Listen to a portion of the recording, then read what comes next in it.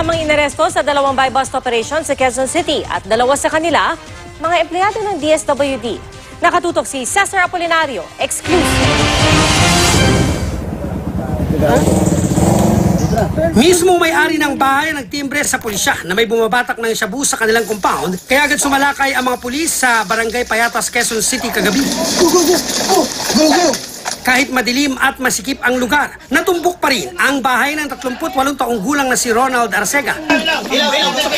Hindi na siya nakaporma ng arestuhin ng pulis. Arestado rin ang 30 anyos nitong kaibigang si Jimmy Nuevo na ayon sa pulisya na aktuang ding bumabatak ng shabu. Bukod sa mga drug paraphernalia gaya ng foil na may traces pa ng shabu, nakuha rin ang isang bukas sa plastic ng hinihinalang shabu.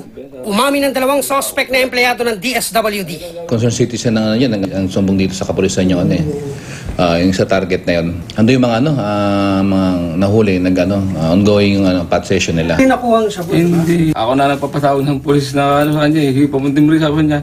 Tinutuon niya. Kaya nakakamit ka? Oo, Hindi ko po alam yan. Nagirim lang po kami talaga. Pero nagdadrugs ka? Dati yung matay. Ngayon, Pasil po na lang po. bago ito, nahuli rin sa buy-bust sa parehong barangay ang 7 lalaki. Pasimuno umano sa drogas si Vicente Lazo.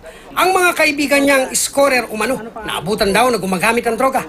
Nakuha sa kanila ang mga plastic ng hinihinalang shabu. Nadaanan lang po ng... Hindi ka nagdadrugs? Dati po akong gumagamit. Ngayon? Nag-positive pa rin, sir. Nakuha yung halagang 100 na items. Gumagamit po ako pero bilang po kami... Hindi ka nagbebenta? Hindi.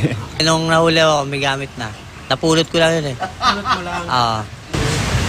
Pag pinulot mo, bawal yun sayang sir eh. Cesar Apolinario, nakatuto, 24 oras.